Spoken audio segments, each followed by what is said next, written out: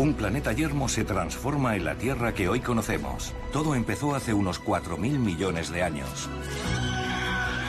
La vida se reproduce y poco a poco se extiende a todos los rincones del planeta. A lo largo de miles de millones de años, la evolución ha dado lugar a un número incontable de animales y plantas. Pero por diferentes que puedan parecer, todas las especies están emparentadas. El primero en descubrirlo fue un inglés llamado Charles Darwin. Darwin cambió por completo la manera de vernos a nosotros mismos, de ver la vida en general. ¿Qué es la inteligencia? ¿Por qué necesitamos dormir? ¿Y cuál es la diferencia entre el ser humano y el animal?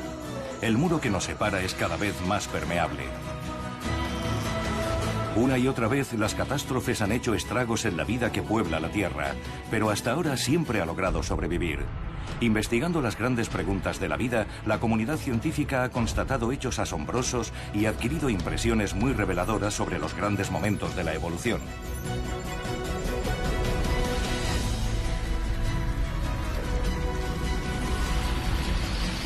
Grandes momentos de la evolución.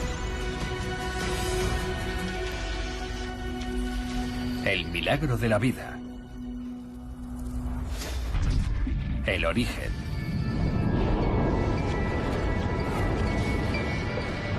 Al principio, el planeta Tierra es un lugar hostil a la vida. Una masa hirviente por dentro y también en la superficie. Todavía no hay agua. Solo cuando las temperaturas han descendido lo suficiente, empiezan las primeras lluvias. Son aguaceros torrenciales que caen durante milenios. Finalmente, un gigantesco océano primigenio inunda la Tierra. Solo sobresalen unas cuantas islas volcánicas.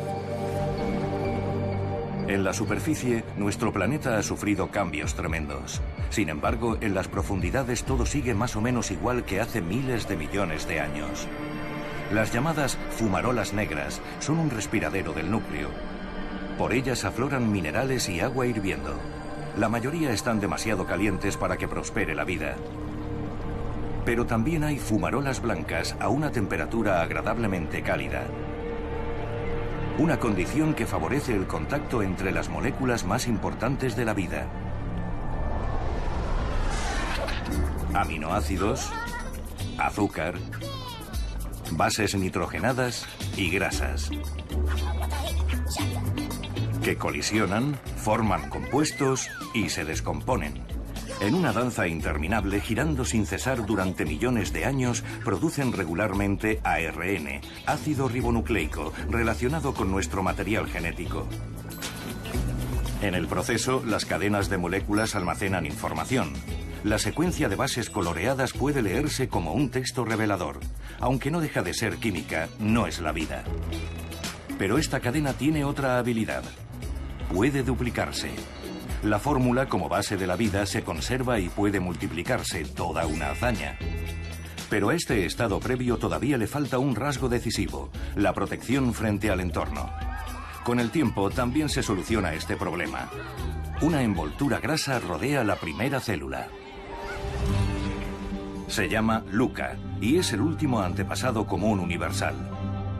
El antepasado común de todos los seres vivos que existen y han existido. Todo empezó con una simple célula en el mar. A lo largo de más de 3.000 millones de años ha generado toda la impresionante biodiversidad que nos rodea.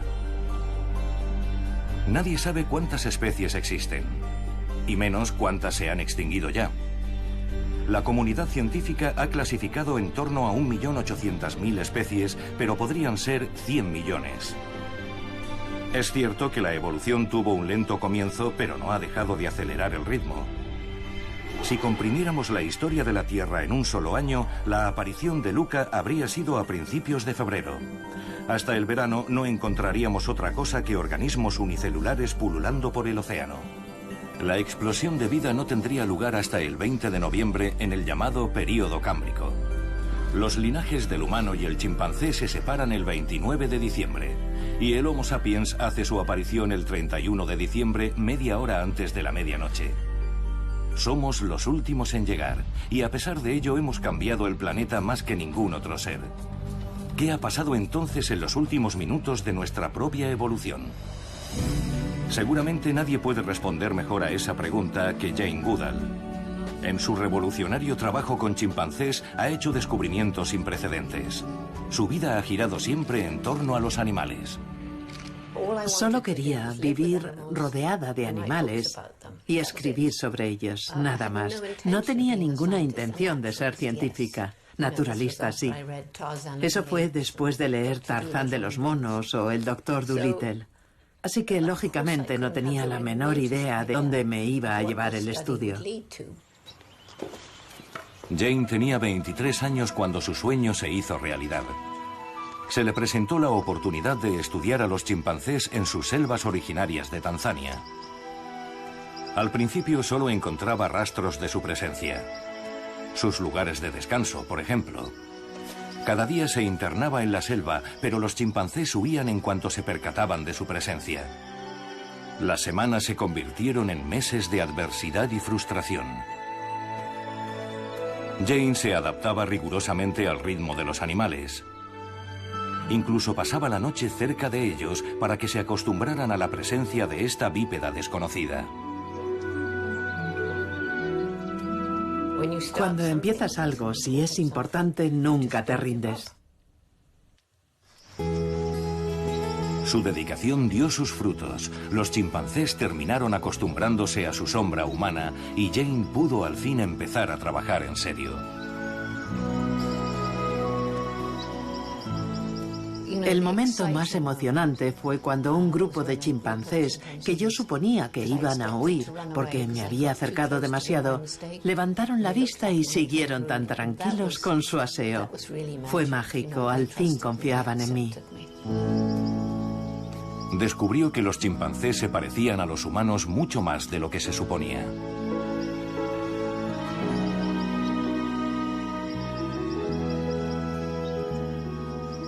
Podemos seguir el rastro de pequeños fragmentos de nosotros hasta los mismos comienzos de la evolución, las partes de nuestro cuerpo, por ejemplo. Por tanto, no hay divisiones claras. Es una cuestión de grado y de cambio progresivo. Y eso fue lo que escandalizó tanto a la comunidad científica. Se consideraba que éramos únicos.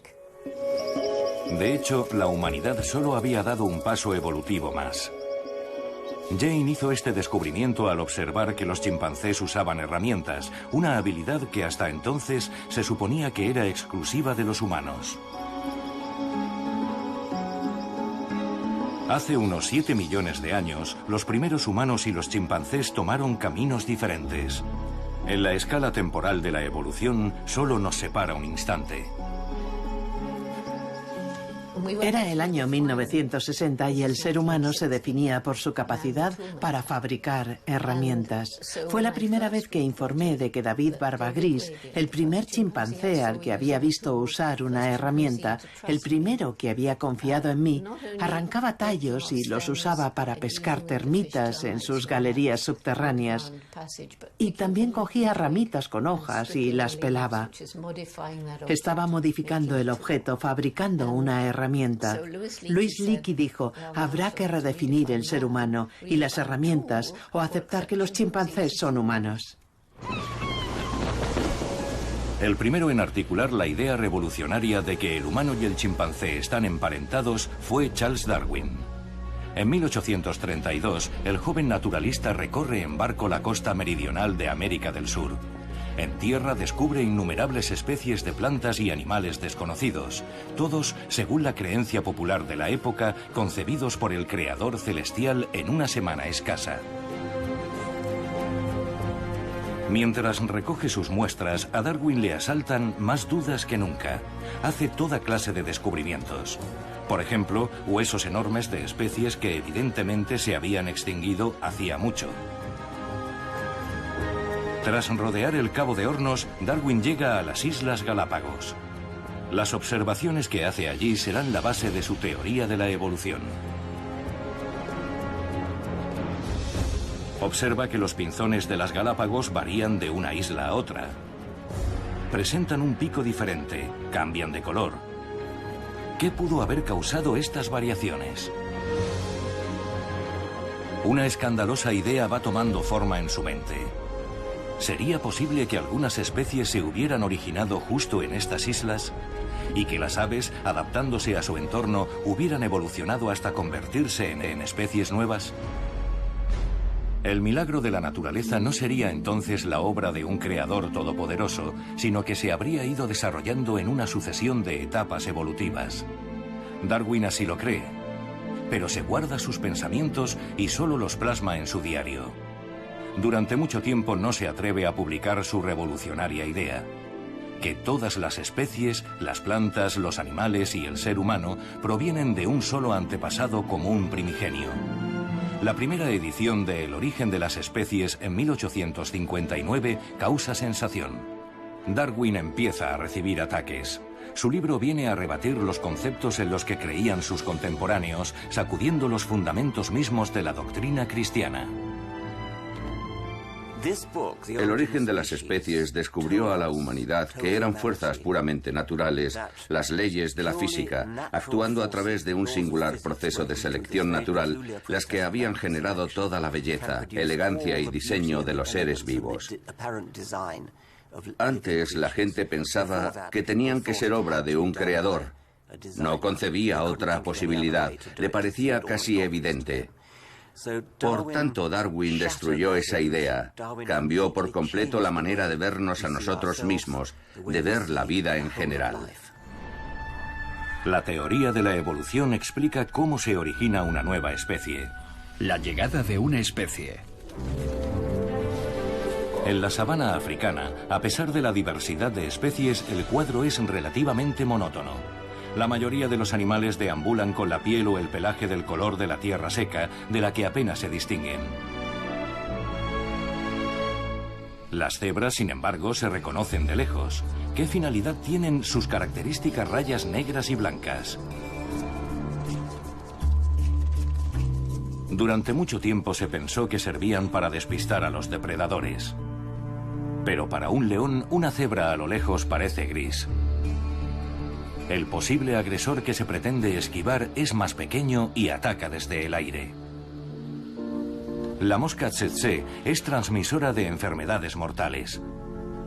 Pero sus ojos compuestos no son capaces de procesar el patrón rayado para formar una imagen coherente.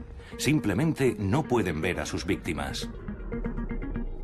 En el llamado cinturón de la tsetse de África, estas moscas andan al acecho desde tiempo inmemorial. Sin embargo, aquí se encontraron con caballos camuflados, las cebras.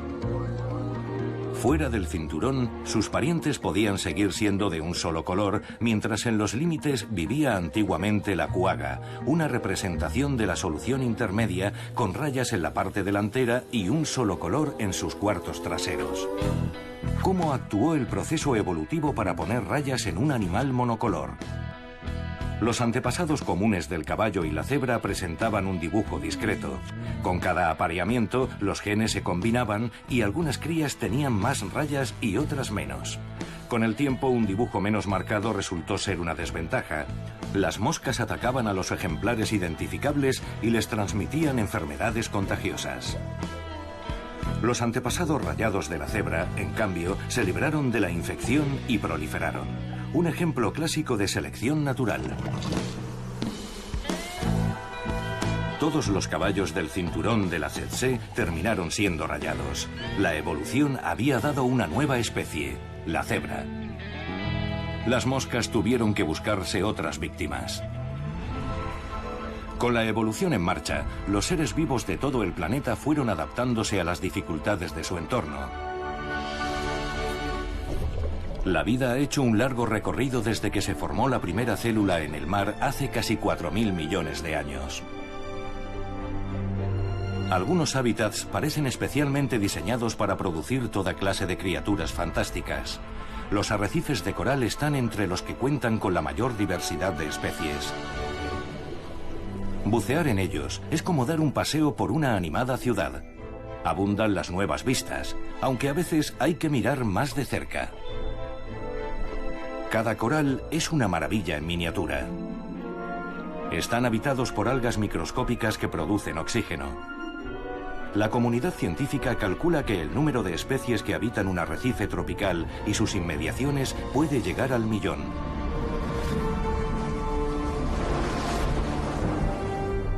mientras que otros lugares están prácticamente desiertos. El desierto es especialmente hostil a la vida. Sin embargo, las condiciones extremas parecen un mero desafío a la evolución para dar con nuevas soluciones. Una bola de estiércol es garantía de futuro para la siguiente generación de escarabajos peloteros. Aquí es donde se desarrollan y crecen sus larvas. La evolución no es solo cuestión de adaptación física, también consiste en modificar y adaptar comportamientos. No parece que este escarabajo tenga aún respuesta ante una eventualidad, pero en millones de años sus descendientes puede que incluso hayan aprendido a solventar un derrame de arena. Da la impresión de que no hay nada que la naturaleza no haya previsto. Veamos el pulpo mimético. Es capaz de cambiar de apariencia en un instante para asemejarse a un habitante marino muy venenoso, ya sea la serpiente marina o el pez león. Su excelente visión le permite reproducir su imagen a la perfección. En cambio, uno de sus parientes lejanos tiene literalmente visión borrosa. El nautilo es miope. Cuando esta especie era joven, sus ojos eran lo más avanzado que había, y es evidente que desde entonces no ha hecho falta modificarlos. Visión. El mundo cambia cuando eres capaz de verlo. Recibes muchas más aportaciones del entorno. Puedes detectar depredadores a gran distancia, avistar presas desde lejos. Tienes más información, más datos que procesar. Es posible que la vista haya marcado decisivamente la evolución del cerebro y también que haya acelerado la evolución en general. Casi todos los seres vivos dependen de ella. Todos, desde la rana al ser humano, observamos el mundo que nos rodea. Vemos y somos vistos. La evolución de la vista es uno de los mayores logros de la naturaleza. Durante millones y millones de años, cada especie ha desarrollado los ojos que necesitaba para sobrevivir. Los camaleones tienen una visión panorámica casi perfecta. Pueden mover cada ojo de manera independiente. Una vez localizada, su presa no tiene escapatoria.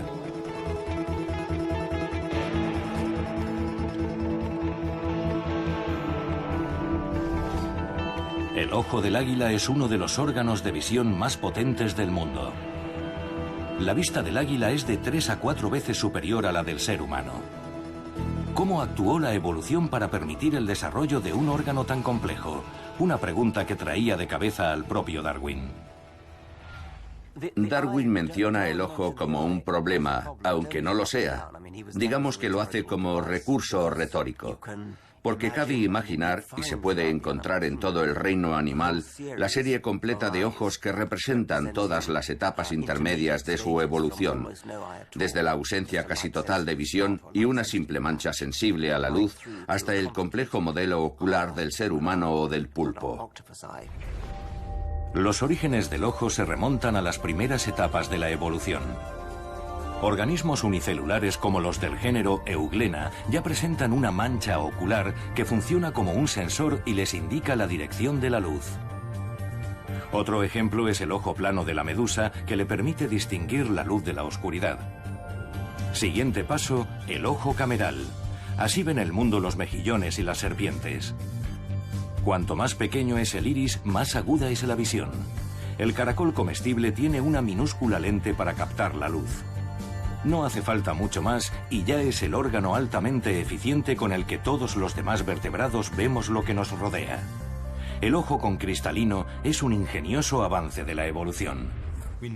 Ahora pensamos que en una etapa temprana hubo más de un prototipo de ojo. Y lo pensamos porque existe un gen responsable del desarrollo de los ojos. Ese gen es muy importante para su adecuada formación y se encuentra en todos los animales que tienen ojos.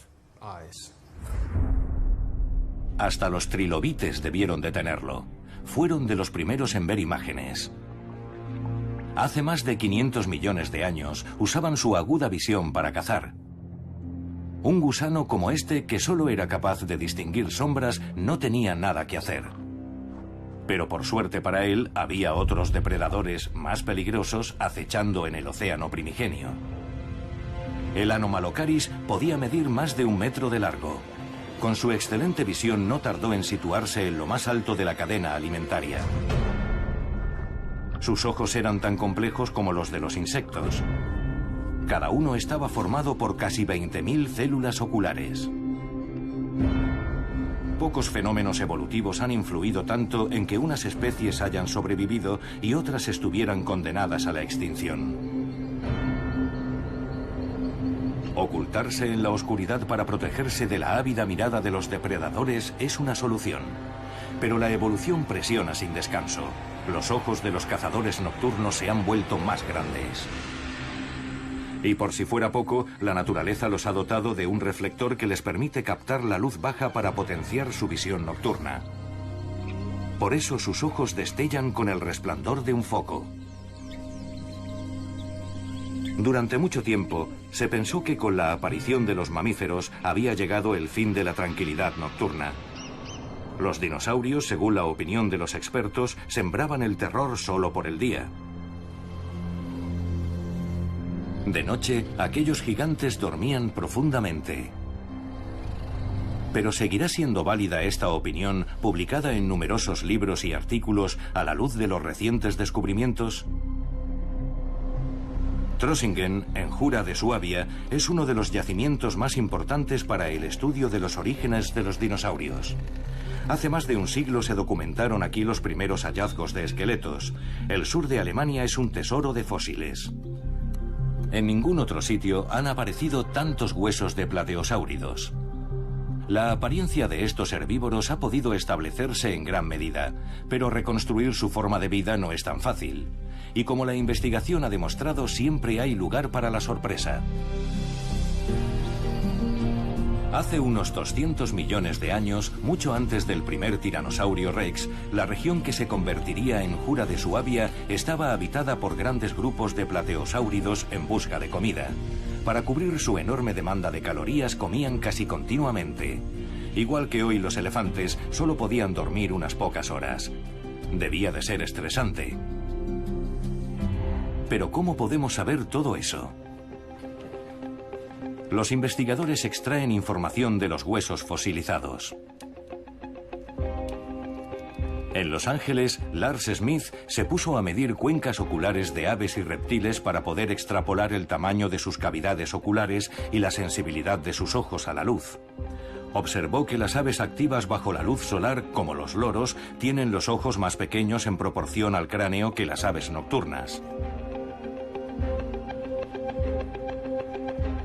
Después examinó especies extintas como los pterodáctilos o los dinosaurios y en varios de estos últimos descubrió los rasgos oculares propios de las especies nocturnas. Los resultados fueron una sorpresa. No esperábamos encontrar tantos dinosaurios nocturnos. Dudé de mis resultados, los comprobé una y otra vez y volví a medir cada espécimen. Repetí los análisis. Nunca se puede afirmar con rotundidad, ya que con los animales extintos siempre cabe la incertidumbre. Pero es probable que muchos de estos dinosaurios estuvieran activos por la noche. Uno de los mejores preparados para la caza era el trodón. Tenía unos ojos enormes y de todos los saurios era el que tenía el cerebro más grande en proporción al tamaño del cuerpo. Y es posible que llegaran a usarlo para maquinaciones tácticas. Los científicos creen que los trodón tenían inteligencia suficiente para rodear a sus víctimas y aislar a una cría indefensa. Mucho antes de la era de los dinosaurios, la visión ya había sido un factor decisivo en la configuración del mundo. Un mundo nuevo. El período cámbrico, más de 500 millones antes de nuestra era, fue uno de los momentos decisivos de la evolución. Los fósiles hablan de unas condiciones bastante desagradables. Cazadores y presas habían iniciado una verdadera carrera armamentística. Había una explosión de vida. La evolución daba paso a nuevas especies cada vez más rápido. La opavinia, provista de 5 ojos como mínimo y visión panorámica total. Otros se pusieron armadura como el trilobites con su exoesqueleto. Otros, bordes afilados y púas venenosas, pequeñas pero muy efectivas. El gusano Alucigenia tenía dientes afilados como agujas. A pesar de su extraño aspecto, fue un precursor directo de los gusanos e insectos. El período cámbrico sentó las bases para la aparición de la fauna actual. Desde entonces, la contienda entre depredador y presa es un elemento imprescindible de la evolución. Es un espectáculo impresionante de enfrentamiento y cooperación, como aquí, en el mar. Las sardinas están atrapadas sin remedio.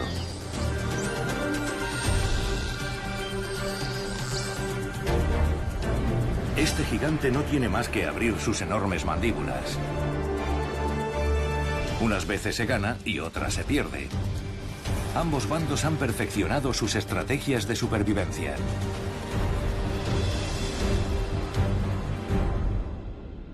Para los que están al final de la cadena alimentaria es sin duda una masacre. Pero dado que sus especies han sobrevivido, algo tienen que haber hecho bien.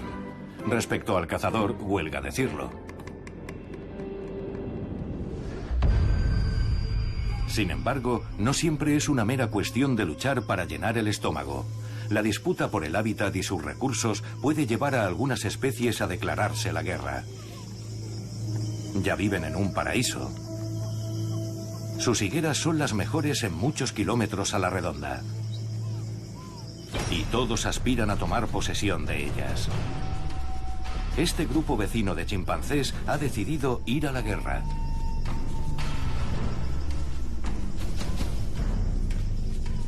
Los comedores de higos están entretenidos en sus rutinas diarias, completamente ajenos al peligro inminente. Se envía una patrulla a inspeccionar el terreno. Infiltrarse en territorio hostil requiere avanzar con sigilo.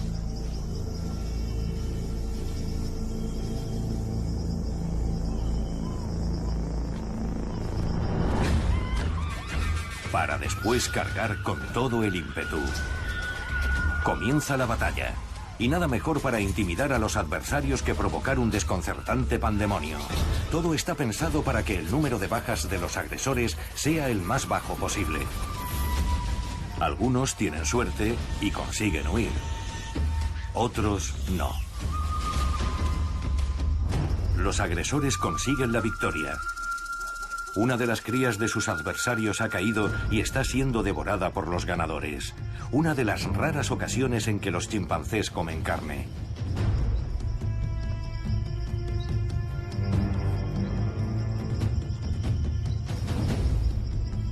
Algo que a nosotros nos parece brutal y cruel. La primera vez que hablé de estas guerras no me creyeron, me atacaron y hasta un reputado científico llegó a decirme que no les diera tanta importancia. ¿Por qué? Porque si esta forma primitiva de guerra es un comportamiento común a los humanos por un lado y a los chimpancés por el otro, es que seguramente nos ha acompañado en todo nuestro recorrido evolutivo y por tanto la violencia y la guerra son inevitables. Así pues, nosotros, como ellos, somos capaces de ejercer la violencia. Esto es evidente. Pero también somos capaces de mantenerla bajo control. Y según parece, los primates también tienen una cara amable. Una faceta con la que nos resulta mucho más fácil relacionarnos. Freddy es un macho adulto. Ha adoptado a un huérfano, el pequeño Oscar, aunque no tiene ningún parentesco con él. Un chimpancé sin madre no tiene posibilidades de sobrevivir. A veces sus hermanos mayores se hacen cargo de él, pero Oscar no tiene hermanos. Freddy comparte su comida con él y le enseña todo lo que necesita saber para sobrevivir.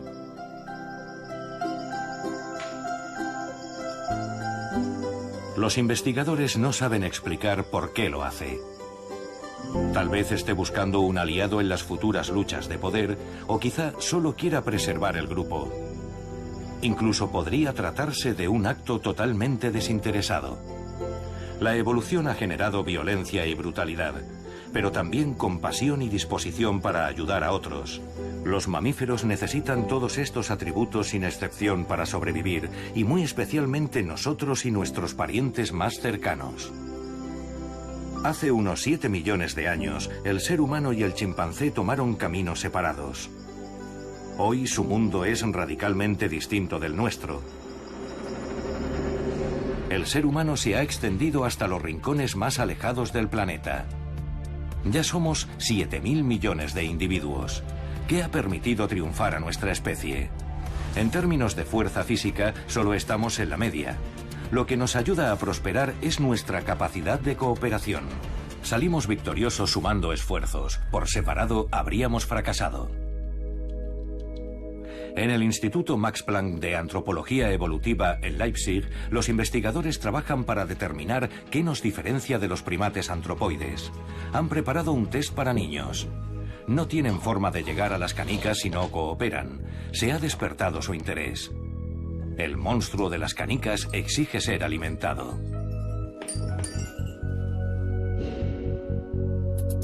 Cerca de allí, en el zoológico, un grupo de chimpancés se dispone a pasar por la misma prueba.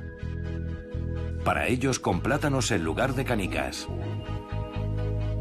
Los chimpancés tampoco necesitan mucho estímulo. El cambio se agradece en la cotidiana monotonía del zoo. Misión cumplida. Es evidente que no hace falta comunicación verbal para triunfar. Pero ¿y si solo uno consigue la recompensa? 3 canicas para Carl, una verdadera injusticia, y ninguna para Alma. Pero entonces comparten el premio y siguen adelante.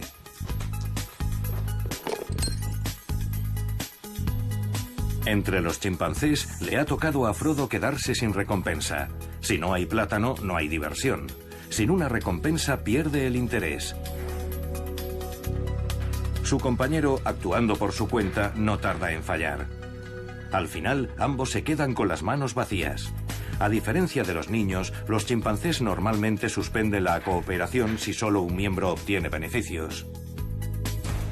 Este comportamiento social, aunque parezca insignificante, pudo ser decisivo.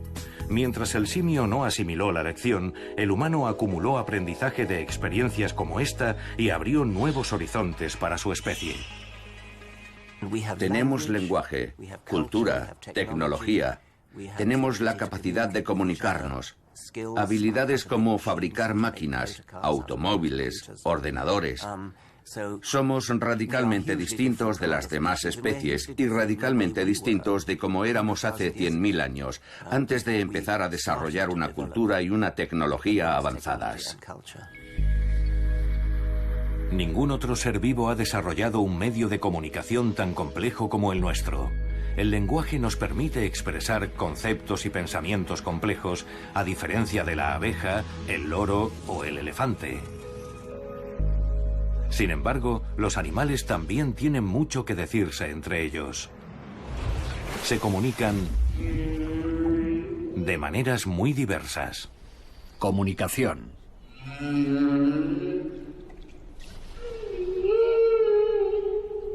El canto de las yubartas. Un concierto para seducir a las damas. En la época de apareamiento, sus pretendientes cantan hasta 24 horas seguidas. Cada canción está formada por una serie de versos que repiten una y otra vez.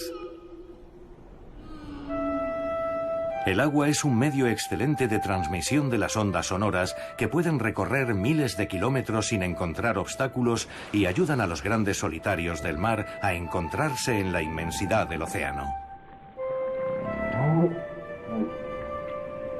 Pero las ballenas no son las únicas parlanchinas bajo el agua. Los peces tampoco están callados precisamente. Graznan, gruñen y gritan. El paisaje sonoro de un arrecife de coral es parecido al de una metrópolis. Cuanto mayor sea el estrépito, más sano estará el arrecife. Y para comunicarse, los peces recurren a instrumentos diversos. El pez rubio es capaz de producir un gruñido a voluntad contrayendo la vejiga natatoria.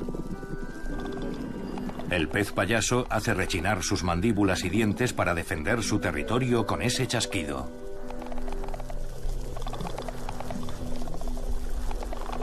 Los científicos acaban de empezar a descifrar los complejos patrones acústicos que utilizan los peces. En cambio, las voces de las aves son objeto de una exhaustiva investigación desde hace décadas. En el apareamiento, las aves usan medios visuales y acústicos. Pero por complicada que parezca la actuación de este macho, el mensaje que pretende transmitir es muy simple. Aparéate conmigo, soy el mejor candidato para ser el padre de tus hijos.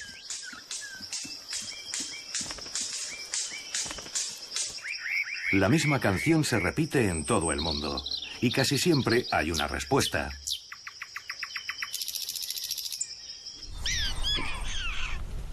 En otros casos, el sistema de señales es más sofisticado. Los perros de las praderas viven en un sistema de pasillos subterráneos que puede llegar a ocupar varios kilómetros cuadrados. Se han convertido en las estrellas de la investigación sobre comunicación. Científicos de la Universidad de Arizona llevan los 4 últimos decenios recopilando datos que les permitan descifrar los mensajes acústicos de esta fascinante especie. Cuidado, coyote. Los animales reaccionan como si fuera el animal de verdad. Prueba número 2. Un tejón, otro depredador habitual de las praderas. Para nuestros oídos ambos reclamos son idénticos.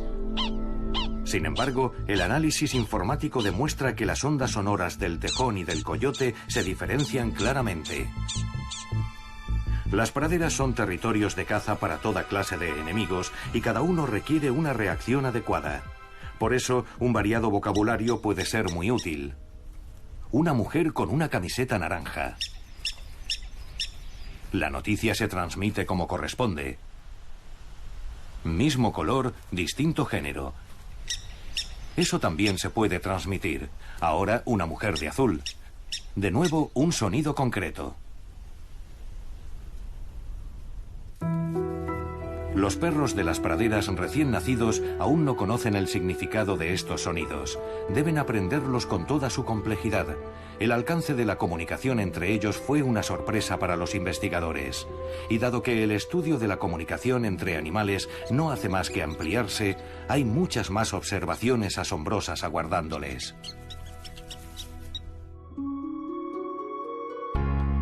El psicólogo estadounidense Winthrop Kellogg optó por un enfoque diferente. En los años 30 tuvo la idea de criar a una hembra de chimpancé recién nacida, Gua, junto a su hijo Donald. ¿Seguirían al criarse en el mismo entorno los mismos patrones de desarrollo? En lo referente a comer y beber no hubo problemas, y era habitual que el bebé chimpancé sobresaliera en el aprendizaje. ¿Pero empezaría Gua a hablar? Por entonces se consideraba que el lenguaje y la inteligencia estaban estrechamente relacionados. Pero Gua nunca habló. En cambio, el pequeño Donald empezó a imitar los sonidos del chimpancé. Fue entonces cuando sus progenitores decidieron poner fin al experimento. Hoy sabemos que los chimpancés, debido a su anatomía, están físicamente incapacitados para hablar. ¿Qué es la inteligencia?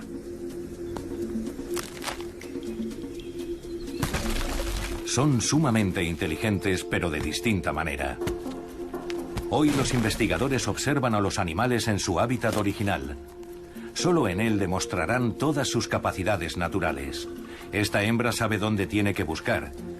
Usa herramientas para alcanzar la sabrosa miel y ha tenido que aprender que esta especie de abeja sin aguijón no le hará daño. Su cría observa y aprende, una señal inequívoca de inteligencia. Algunos pájaros saben incluso hacer y usar varas y ganchos. La separación entre la humanidad y los animales parece cada vez más porosa. Durante mucho tiempo se consideró que la autoconfianza y la autoconciencia eran características exclusivamente humanas. Los experimentos han demostrado que los primates también son capaces de reconocer su imagen en un espejo, aunque a veces tarden un poco. Pero luego reaccionan como nosotros, poniendo gestos y examinando partes del cuerpo que no suelen ver. muy pocas especies superan la prueba del espejo. Entonces, ¿son menos inteligentes o nada inteligentes? A todo esto, ¿qué es la inteligencia? ¿Y cómo podemos medirla? Resulta difícil al comparar especies. Cualquier especie puede reivindicarse como única en algún aspecto. Los vencejos son maestros del vuelo. A los topos se les da muy bien cavar. Todas las especies, o muchas de ellas, tienen su propia singularidad. Y nuestra singularidad es lo que más valoramos, porque nos ha permitido en gran medida conquistar el mundo. Pero en la evolución nada permanece estático. No sabemos si en un futuro lejano seremos sustituidos por algún otro ser. En los montes de Nueva Zelanda, la evolución ha creado un ave especialmente astuta. Los keas están entre las aves más inteligentes. Son inquisitivos, pero su afán por investigar no siempre es grato para los que sufren sus exploraciones. Cerca de Viena han puesto en marcha un experimento para determinar el verdadero alcance de su astucia. A Kermit le encantan los retos. Supera el primer obstáculo en cuestión de segundos. La comida está abajo, pero para llegar hasta ella primero tiene que subir.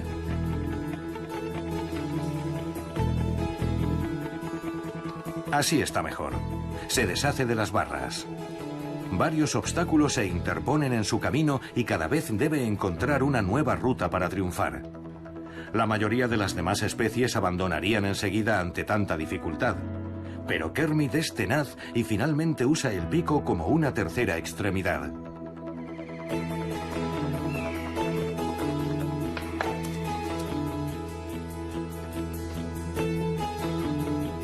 Por tanto, ¿existe un límite para lo que estos pájaros son capaces de conseguir? Probablemente lo hay, pero todavía no hemos llegado a él. La mayor dificultad está en diseñar experimentos y tareas que pongan a prueba capacidades más complejas de su inteligencia y que al mismo tiempo sigan siendo evidentes para que entiendan lo que tienen que hacer y cómo superar la prueba sin recibir ninguna comunicación de nosotros.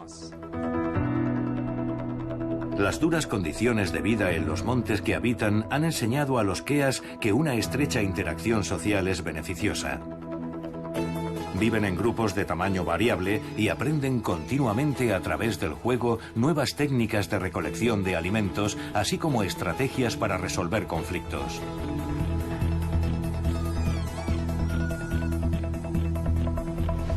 Durante mucho tiempo se afirmó que los pájaros no tenían inteligencia. Hoy sabemos que su cerebro está densamente poblado de células nerviosas. Por tanto, distintas líneas de desarrollo pueden llevar perfectamente a resultados parecidos. Si fuera por pura masa cerebral, el cachalote, cuyo cerebro pesa casi 8 kilos, tendría que ser el animal más inteligente. Entre los terrestres, el cerebro del elefante de 5 kilos es insuperable. Sin embargo, solo tiene sentido establecer comparaciones entre especies estrechamente emparentadas. Así, los seres humanos son los que tienen el cerebro más grande en proporción a su cuerpo. Paso a paso, los investigadores están reconstruyendo la genealogía de la evolución. Hasta ahora se han conseguido llenar muchas lagunas, pero quedan infinidad de preguntas. Uno de los fenómenos más enigmáticos es el sueño. Dormir. No es posible librarse. Humanos o animales, todos desconectamos a intervalos regulares. Incluso si intentamos no dormirnos, llega un momento en que perdemos el conocimiento. Hay abundantes teorías, pero todavía no tenemos una explicación definitiva del sueño. Da igual el rumbo de evolución que haya tomado una especie. Parece ser que dormir es imprescindible, con independencia de las circunstancias. Los delfines deben salir a la superficie para respirar aunque estén dormidos. Por eso solo desconecta una mitad de su cerebro, mientras que la otra se mantiene alerta. Pasada una hora se alterna el proceso y es la otra mitad del cerebro la que desconecta. Por tanto, ¿podría la duración del sueño indicar de alguna manera su importancia? Los murciélagos son dormilones empedernidos. Se entregan al sueño 20 horas al día fácilmente, más que la mayoría de los demás mamíferos. Los leones les siguen de cerca. Cuando termina la cacería, toca la evolución: detenerse.